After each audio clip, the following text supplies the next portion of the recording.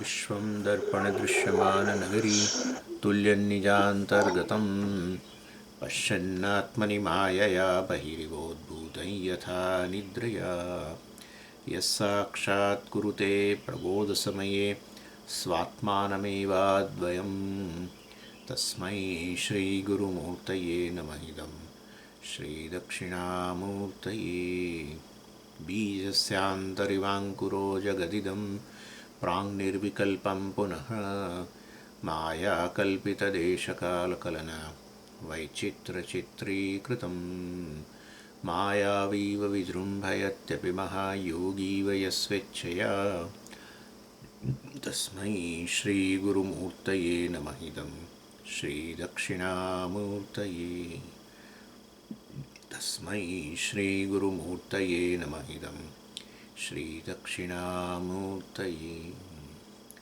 ॐ सहना भवतु सहनौ भुनक्तु सह वीर्यङ्करवावहै तेजस्विनावधीतमस्तु मा विद्विषावहै। ॐ शान्तिः शान्तिः शान्तिः। सदाशिवसमारम्भां शङ्कराचार्यमध्यमाम् अस्मदाचार्यपर्यन्तां वन्दे गुरुपरम्पराम्। ॐ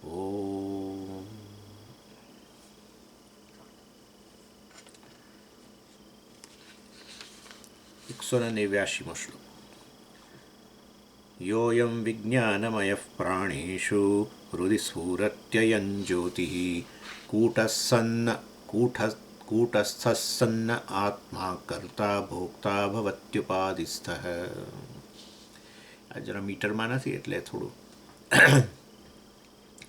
એની શંકરાચાર્યજી પંચકોશ વિવેક જે ચાલી રહ્યો છે એની અંદર વિજ્ઞાનમય કોષ એની ચર્ચા કરી અને આમ તો 188માં શ્લોકમાં પૂરું થઈ ગયું વિજ્ઞાનમય કોષ, પણ શંકરાચાર્યજી આ 189માં શ્લોકથી 205 શ્લોક સુધી થોડુંક ડાયવર્ઝન, થોડીક બીજી ચર્ચા કરે છે અને એમાં બહુ મહત્ત્વનો સિદ્ધાંત જે છે એની ચર્ચા ચાલે છે અને એ છે વિજ્ઞાનમય કોષ જે છે એ શું છે તો કે બુદ્ધિ. અને વાસ્તવમાં બુદ્ધિ તો ખરેખર જડ છે, મહાભૂતોમાંથી બની છે, સૂક્ષ્મ મહાભૂતો, અને જડ હોવા છતાંય વાસ્તવમાં એ બુદ્ધિ સત્વ આસ્પેક્ટ, સત્વ ગુણમાંથી બનેલી હોવાને કારણે પંચમહાભૂતો, સૂક્ષ્મ પંચમહાભૂતો પણ એ સત્વ આસ્પેક્ટમાંથી, અને એના કારણે વાસ્તવમાં બુદ્ધિ એ આ ચૈતન્યનું, આત્માને પ્રતિબિંબિત કરી શકે છે. અને એ રીતે વાસ્તવમાં બુદ્ધિ જે જડ છે એ હવે કેવી બની જાય છે? ચેતનવંતી બને છે. એ ચેતનવંતી બુદ્ધિને જ અહંકાર કહેવામાં આવે છે. અહંકાર કહો તો કે કર્તા કહો, ભોગતા કહો, પ્રમાતા કહો, એ જ આ વિજ્ઞાનમય કોષ જે આ રીતે ચેતનવંતો બને છે, બુદ્ધિ ચેતનવંતી બને છે. અને જ્યારે આપણે અહંકાર શબ્દ શાસ્ત્રમાં વાપરતા હોય ત્યારે ખરેખર એની અંદર બે વસ્તુ રહેલી હોય છે. એક છે એટલે કારણ કે ચેતનવંતી બુદ્ધિ કહી એટલે એમાં ચૈતન્ય પણ છે અને બુદ્ધિ જડ વસ્તુ બે થઈ ગઈ ને, એટલે બંને વસ્તુ એની અંદર રહેલી છે. જેવી રીતે તમે એમ કહો કે આ ટ્યુબલાઇટ એટલે ટ્યુબલાઇટનો પ્રકાશ અથવા પ્રકાશિત થઈ રહેલી ટ્યુબલાઇટ, પ્રકાશ આપણે ગુજરાતીમાં જરા જુદો શબ્દ વાપરીએ છીએ, ટ્યુબલાઇટ ચાલુ છે એમ કહીએ, પરંતુ એ ઠીક નથી. પ્રકાશિત ટ્યુબલાઇટ એમ, બંધ ટ્યુબલાઇટ નહીં. એ પ્રકાશિત ટ્યુબલાઇટ જ્યારે તમે કહો, તમે કહો છો એક જ વસ્તુ એને, બરાબર છે? એવું કદી તમને થતું નથી કે એમાં બે વસ્તુ છે.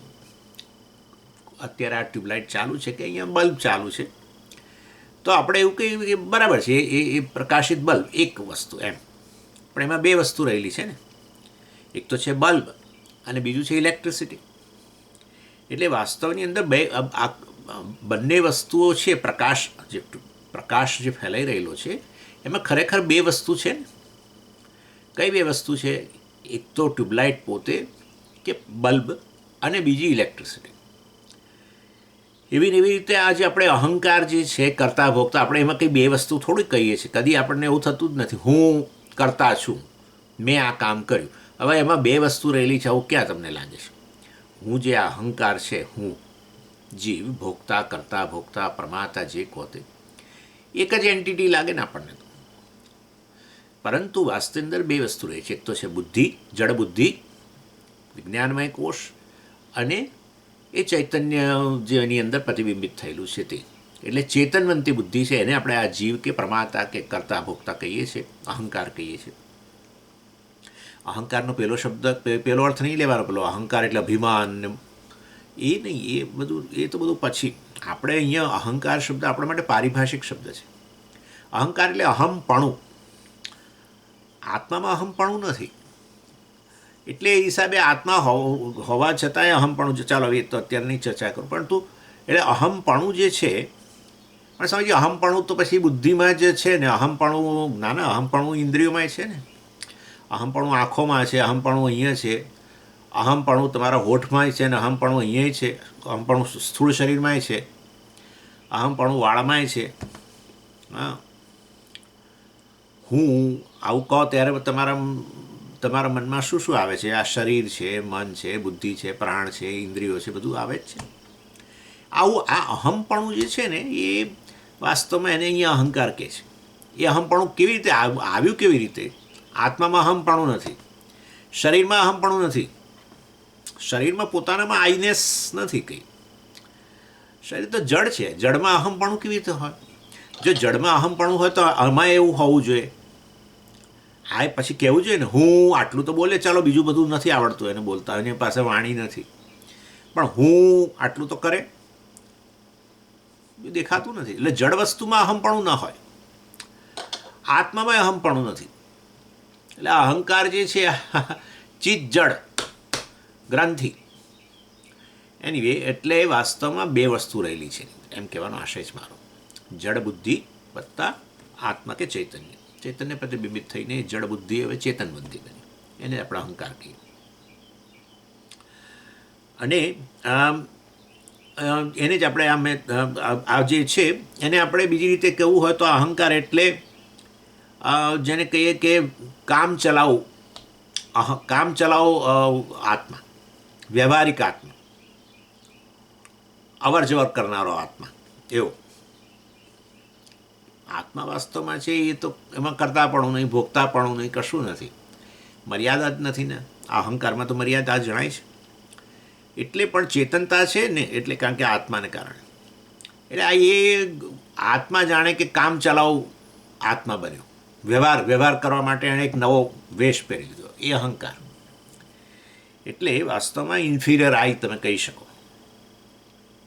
આત્મા છે એ ચડિયાતો અહમ, મતલબ એ કદી એની અંદર અહમપણું ન હોવા છતાં એ ક્યાંય જતોય નથી ને આવતોય નથી. પરંતુ એક આ વેશ પહેરી લે, શરીરમાં બુદ્ધિનો વેશ પહેરી લે, બસ આત્મા, એને અહંકાર કહેવાય. અને પછી આ જગત સાથે વ્યવહાર કરે. એટલે આ રીતે શંકરાચાર્યજી એ વાસ્તવની અંદર કહેવા માગે છે કે આ વિજ્ઞાનમય કોષની ચર્ચા થઈ ને, એટલે પછી એ વિજ્ઞાનમય કોષ એટલે કે અહંકાર, ત્યાંથી હવે એમણે કહ્યું કે જુઓ આત્મા આ છે, અહંકારથી ભિન્ન છે, એમ કરીને એ ચર્ચા અત્યારે કરી રહ્યા છે. આમ તો બધા કોષોની ચર્ચા થતી હોય તો હવે કયા કોષની ચર્ચા કરવી જોઈએ? આનંદમય કોષની ચર્ચા કરવી જોઈએ. વિજ્ઞાનમય કોષ પૂરો થઈ ગયો, એના પહેલાં આપણે પેલો જોઈ ગયા, બરાબર ને? પહેલાં અન્નમય કોષ જોયો, પછી પ્રાણમય જોયો, મનોમય જોયો, પછી આ વિજ્ઞાનમય પૂરો કર્યો. તો હવે આનંદમયની વાત કરવી જોઈએ, પછી આત્માની વાત આવે કે તો આત્મા પંચકોષથી વિલક્ષણ છે. પણ એવું કરવાને બદલે આ વિજ્ઞાનમયની વાત આવી એટલે અહંકાર આવ્યો, એટલે પછી તરત એમણે કહ્યું જો અહંકાર આત્માનો વિવેક કરો, આત્મા એના કરતાં તદ્દન વિલક્ષણ છે, એમ કરીને સહેજ ડાયવર્શન 189 થી 205 શ્લોક સુધી આ પ્રકારનું થોડુંક આમ ફંટાયા, જેમ આપણે હાઈવે પર જતા હોઈએ અને ક્યાંક બીજા થોડા રસ્તે કંઈક ચા પાણી માટે આમ ફંટાઈએ ને, એવી રીતે આ ફંટાયા થોડા 6-7 શ્લોકો સુધી. એટલે શંકરાચાર્યજી એ વસ્તુ અહીંયા કહી રહ્યા છે કે આ જે વાસ્તવિક અહમ જે છે, જેમાં અહમપણું નથી પણ છતાં એ સાચો અહમ છે, એ જ આત્મા જ અહમ કહેવાય. એ આત્મામાં અહમપણું નથી, પણ એ આત્મા વ્યવહાર માટે આની અંદર આત્મબુદ્ધિ કરી દે. એમાં અહમપણું મૂકી દે અને પછી જગત સાથે વ્યવહાર કરે. એને આપણે પ્રમાતા કરતા જીવ વગેરે જે કહેવું કહીએ, ઇન્ડિવિજ્યુઅલ વ્યક્તિ. અને તો એ ચડિયાતો આ જે અહમ છે, આત્મા જે છે એ કેવો છે, તો માત્ર ચૈતન્ય સ્વરૂપ છે, અને જે વાસ્તવમાં આ રીતે બુદ્ધિને ચેતનવંતી બનાવે છે. અને એના થકી વાસ્તવમાં એ ચેતનવંતી બુદ્ધિ પછી આ અહંકાર તરીકે વ્યવહાર કરે, કર્તા તરીકે વ્યવહાર કરે, ભોગતા તરીકે. એટલે પછી આ પ્રારબ્ધ પ્રમાણે ભોગ પણ ભોગવે, સુખ દુઃખ વગેરેનો. અને મનુષ્ય શરીર માં આવી તો અહમ હોવાને કારણે કર્તા બનીને નવા કર્મો કરે. આ બધું થાય ને, કરતા ભોગતા, પછી એને આધારે જન્મ વગેરે બધું.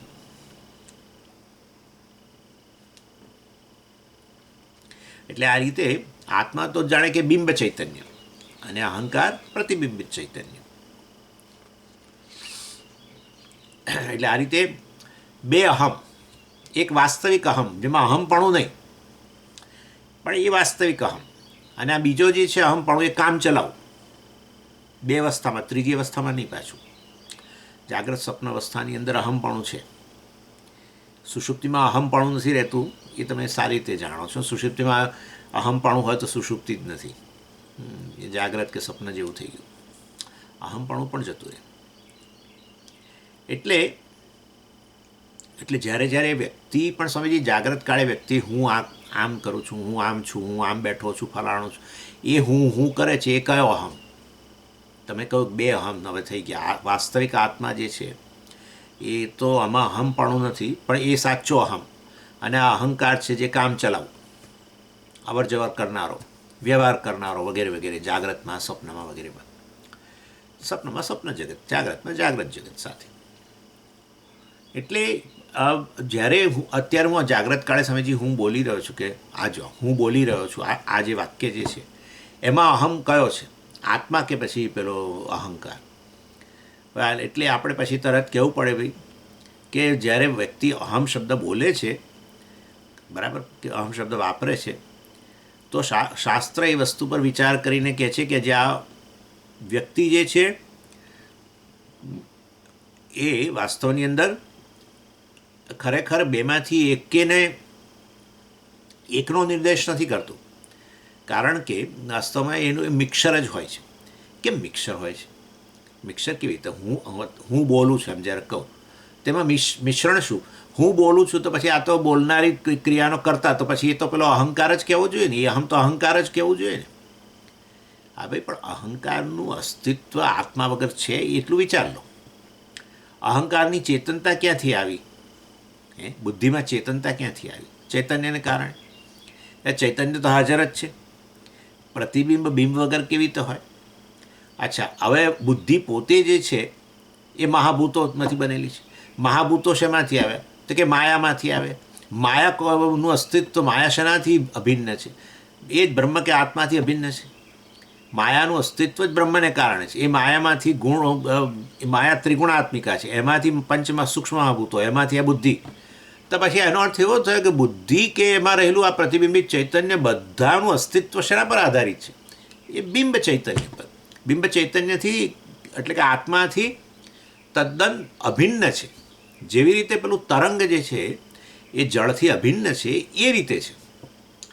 એટલે વાસ્તવની અંદર આ સમગ્ર અહંકાર જે છે એ અહંકાર આત્માથી અભિન્ન જ છે.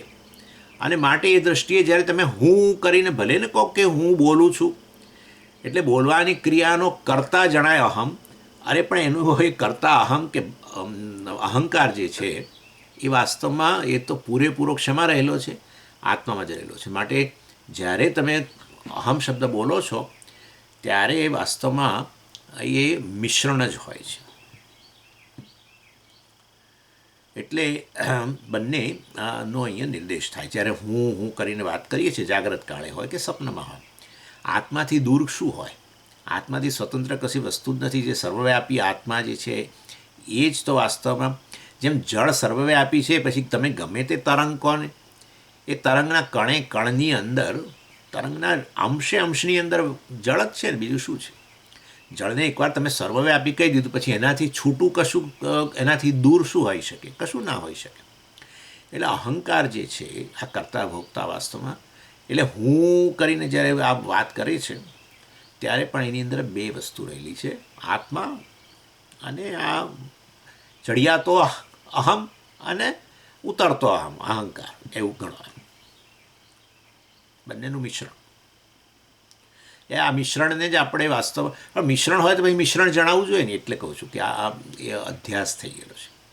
જેમ તમે કહો કે અત્યારે આ પ્રકાશ, ટ્યુબલાઇટનો પ્રકાશ, બરાબર, ત્યારે તમે એક જ વસ્તુ કહો છો પ્રકાશ, પણ એની અંદર બે વસ્તુ રહેલી છે, તમે એનું નોંધ જ નથી લેતા ને. એક છે ઇલેક્ટ્રિસિટી અને બીજી છે ટ્યુબલાઇટ. એટલે બે વસ્તુ રહેલી છે ને, પણ બે વસ્તુને એક બનાવી દો છો તમે. બે જ છે, બે એક બની ન શકે. ત્યાં ખરેખર બેમાંથી એક વસ્તુ થઈ ગઈ છે એવું નથી. તમારા મનમાં બેને બદલે એક છે, એ સમજવાનું છે. એટલે વાસ્તવની અંદર ટ્યુબલાઇટ છે, લાકડી, અને પેલી ઇલેક્ટ્રિસિટી છે. તમે એને એક કરીને જુઓ છો, ખરેખર એક બની જ નથી. એક જ ઇલેક્ટ્રિસિટી ટ્યુબલાઇટ બની ગઈ લાકડી, અને ટ્યુબલાઇટ જે છે એ ઇલેક્ટ્રિસિટી બની ગઈ. આવું તો આવું કંઈ ગાંડપણ છે કે શું?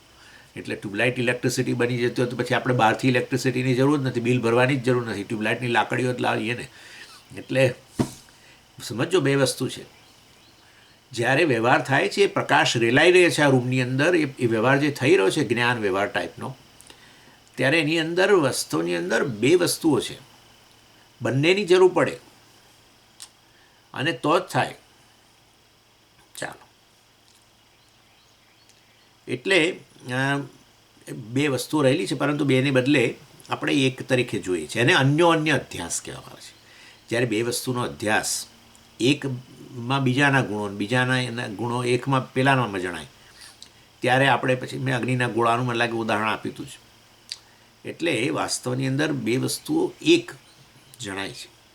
આપણે અન્ય અધ્યાસ, એક છે બીજા પર, એકનો અધ્યારો બીજા પર, બીજાનો અધ્યારો પેલા પર, એમ કરીએ એટલે એને મિશ્રણ બનાવીએ. અહીંયા મિશ્રણ બનાવીએ. બહાર કશું નથી થયું, બહાર તો બેનું બે જ છે. અને તો આપણને ખબર પડી જાય છે, ઇલેક્ટ્રિસિટી ના હોય તો કોઈ ટ્યુબલાઇટ પ્રકાશ નથી આપતી, અને ઇલેક્ટ્રિસિટી હોય પણ ટ્યુબલાઇટ કંઈક કારણસર બગડી ગઈ તો એ પ્રકાશ નથી આવતો. એટલે સમજો, પ્રકાશ આવી રહ્યો છે, એની અંદર બે વસ્તુઓ છે જ, આપણે નોંધ નથી લેતા, એ બરાબર છે. એ તો જ્યારે બેમાંથી એક ગેરહાજર થાય ત્યારે આપણે બીજાની નોંધ લઈએ છીએ, આવું થાય છે. પ્રકાશ ના મળે ત્યારે આપણે કે હો કેમ અંધારું છે, તો કે પેલી ટ્યુબલાઇટ બગડી ગઈ છે. અથવા કેમ અંધારું છે, તો કે પેલી ઇલેક્ટ્રિસિટી જતી રહી છે. હા, એટલે વ્યવહાર બંધ થાય ત્યારે આપણને ખબર પડે કે બે આપણે ખરેખર એક જ ગણતા હતા, પણ એમાં બે વસ્તુઓ છે. એટલે એક હાજર છે પણ બીજું ગેરહાજર છે, એમ એ રીતે.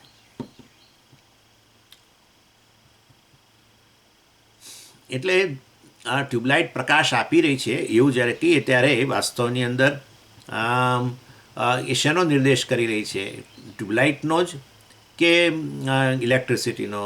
બંનેનો. કારણ કે ઇલેક્ટ્રિસિટી ક્યારેય સીધો રૂમને પ્રકાશિત ન કરી શકે, અને ટ્યુબલાઇટ ઇલેક્ટ્રિસિટી વગર પણ પ્રકાશિત ન કરી શકે, અને માટે બે વસ્તુ રહેલી છે.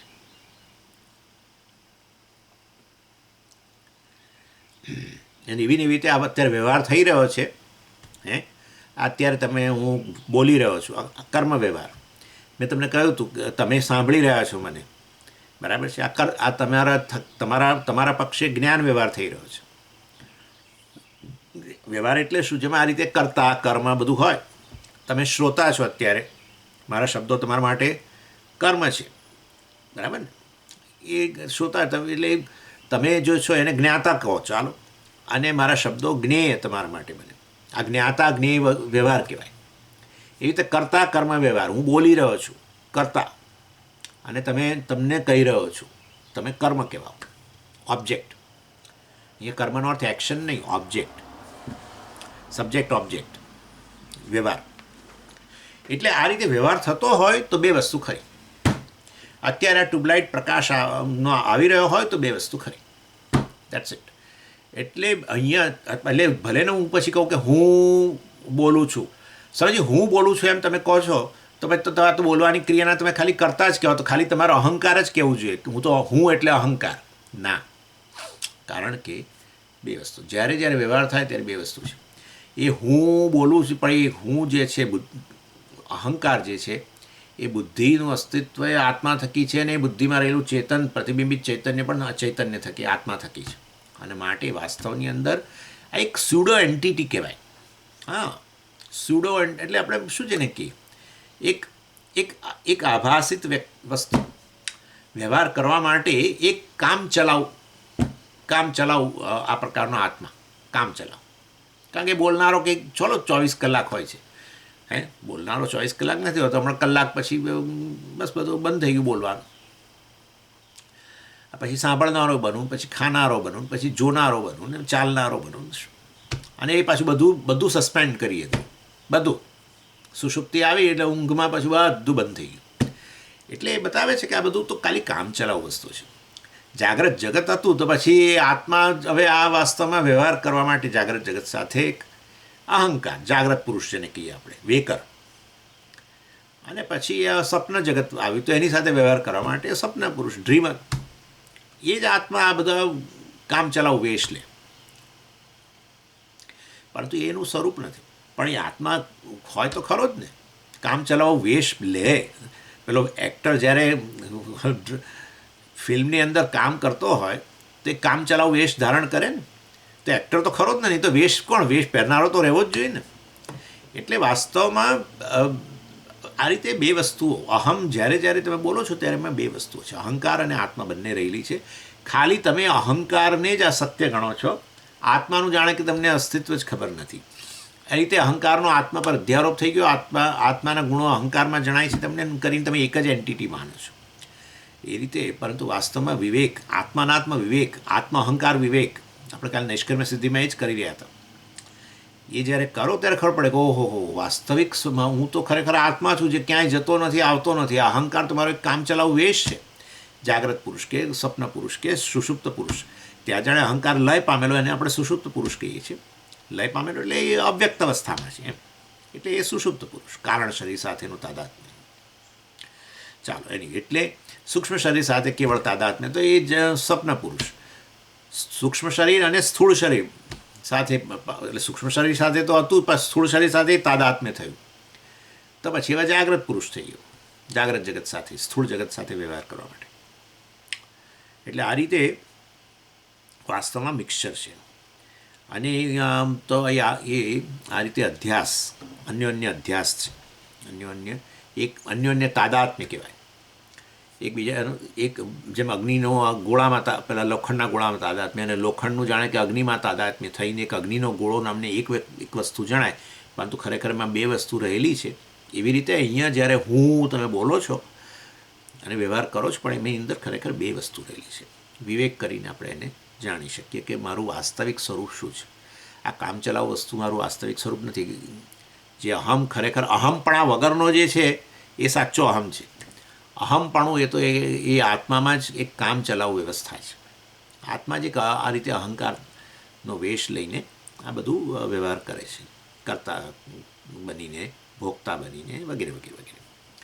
એ રીતે પ્રમાતા બનીને વ્યવહાર કરે છે.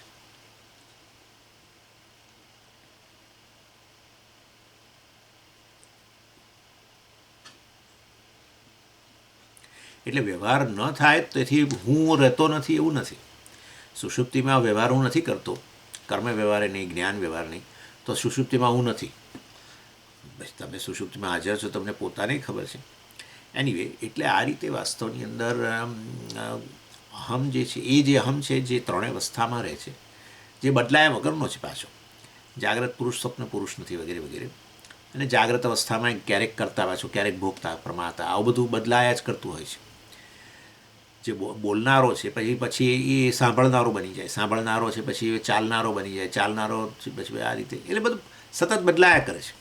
એ મારું વાસ્તવિક સ્વરૂપ નથી. જે વેશ તો બદલાય જ નહીં, વેશ પહેરનારો કદી ના બદલાય, તો આપણે જાણીએ જ છીએ. એક જ વેક્ટર હોય તો 3, 4, 5 વેશ લઈ શકે, જુદા જુદા વેશ તરીકે જુદો વેશ ભજવી શકે. પણ જે વેશ પહેરનારો તો રહેવો જ જોઈએ, નહીં તો પછી એના વગર કોણ વેશ ધારણ કરશે? એટલે એ જ્યારે વેશ પહેરેલો છે ત્યારે બે વસ્તુ છે, પણ આપણને એક જ જણાય. એક જ જાણીએ ત્યારે રડવાનો વારો હોય. જેમ કે કોઈ પહેલાં કોઈ તમે પિક્ચરની અંદર, આ ફિલ્મની અંદર તમે કોઈકને જુઓ, હે, અને એની એક્ટર જ વાસ્તવમાં કોઈ વેશ ભજવતો હોય અને એ વેશમાં બહુ જ કરુણ વેશ હોય, કદાચ માની લો, એને બહુ બધું સહન કરવું પડતું હોય, એને ખૂબ તકલીફ હોય, અને પછી પાછું એને રોગ થાય કેન્સરનું, અને હવે મરણ પથારી પર હોય, અને તમે રડવા માંડો ત્યારે તમે ખરેખર ભૂલી જાઓ છો. તમે ખરેખર એમ જ માનો છો કે આ જે વેશ છે એ જ સાચી વસ્તુ છે, તો જ રડો, નહીં તો શા માટે? તમે એમ કહો કે આ કેવો સરસ, એ મારો ફેવરિટ હીરો છે, કેવો વેશ ભજવી રહ્યો છે. આટલો વિવેક થાય તો પાણીના અરે પેલા આંસુ બંધ થઈ જાય બિલકુલ. પરંતુ જ્યારે તમે એને ખરેખર એક્ટરને પેલો ભિખારી જ માની લો, બેમાંથી એક જ કરી દો, તો પછી રડવાનો શરૂ થઈ જાય જરૂર. એટલે ઘણા લોકો નથી રડતા, ઘણા લોકો એટલા ખુશ થાય કે હા કેવો વેશ ભજવે, પણ બહાર નીકળીને કે એટલે મારા માટે એ જ ફેવરિટ હીરો છે, એણે કેવો સરસ વેશ ભજવ્યો, સાચો લાગતો હતો બિલકુલ, એમ કરીને. એનીવે, પણ બેમાંથી એક માની લો, જાણે કે એનો ખરેખર એને રોગ લાગુ પડ્યો છે ને ખરેખર એનું મરણ થશે ને, અને કદાચ એવું બતાવે ને, ઘણી મૂવીઓ બતાવતા હોય છે આપણો ફેવરિટ હીરો છે એ એનું અવસાન થઈ જાય, આવું બતાવે. ઓહો, જાણે આપણે તો આભ તૂટી પડ્યું, આપણા પર આભ તૂટી પડ્યું.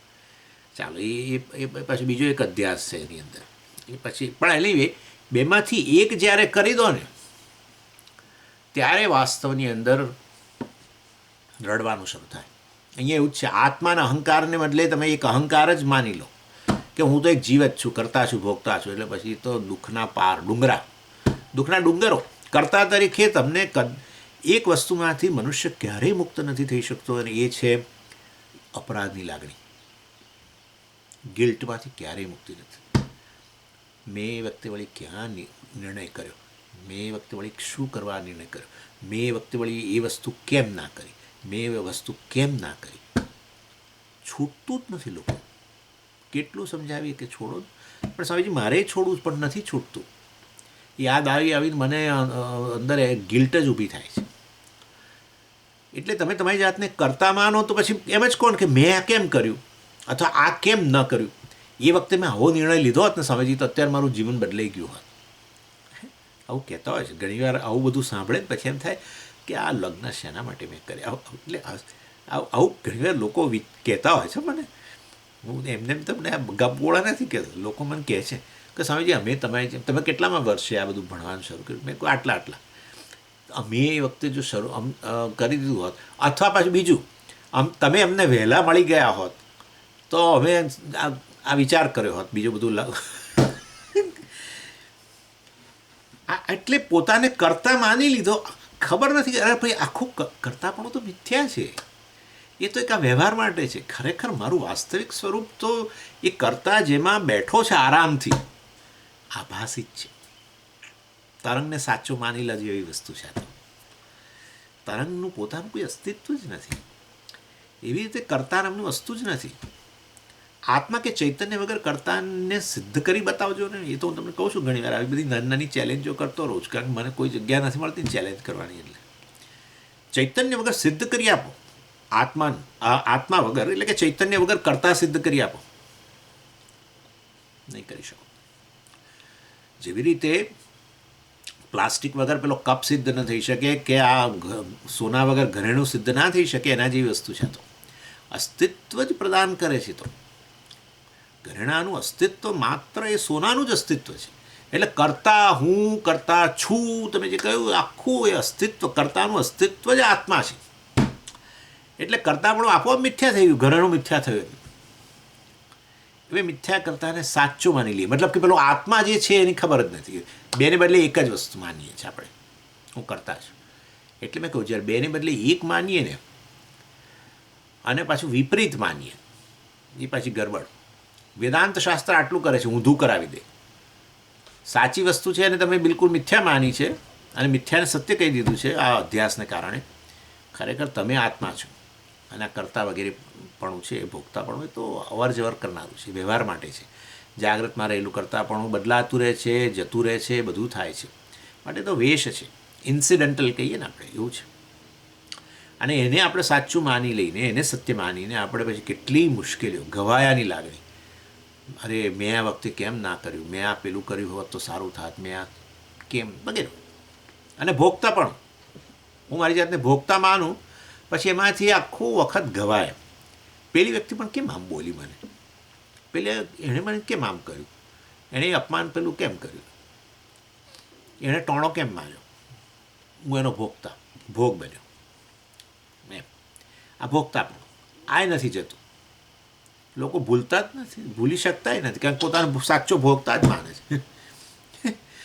એણે જેને કહ્યું એ ભલે એણે કહ્યું ભોગતાને, પણ તમે તમારી જાતને ભોગતા શા માટે માનો છો? વ્યવહારમાં ભોગતાનો વેશ પહેર્યો છે.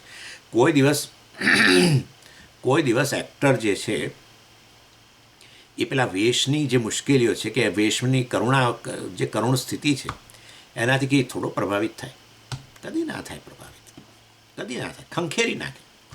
આમ વેશ કાઢ્યો નથી, વેશ પહેરેલો છે ત્યારે અંદર રાજી થાય, બહુ રાજી થાય. જેટલા આંસુ વધારે પડે એટલો અંદર રાજી થાય. હા, આના પછીની ફિલ્મ હવે તો સાઇન થઈ જશે આપણે, હવે તો 25 કરોડ લેવા છે. એટલે રડી રહ્યો હોય ત્યારે અંદરથી એટલો હર્ષ ઉત્પન્ન થતો હોય કે ના, હા, કે હું કેવો આબેહૂબ કરી શકું છું, લોકો ખુશ થઈ જવાના છે, અને આ ફિલ્મ બરાબર ચાલવાની છે, અને આમ થઈ જશે. તે પાછું પેલું કહે છે હિટ પાવર, પેલું શું કહે છે, હાઉસફુલ થઈ જવાની છે, હાઉસફુલ થઈ જશે. હા, એટલે તમને કોઈ કે કશું કહ્યું, પણ તમે જાતને સાચે ભોગતા જ માની લો, પછી ગડબડ જ થાય ને. શું થાય? બેમાંથી એક માની લો છો એટલે ગડબડ થાય, રડવાનું એટલે થાય છે. એનીવે,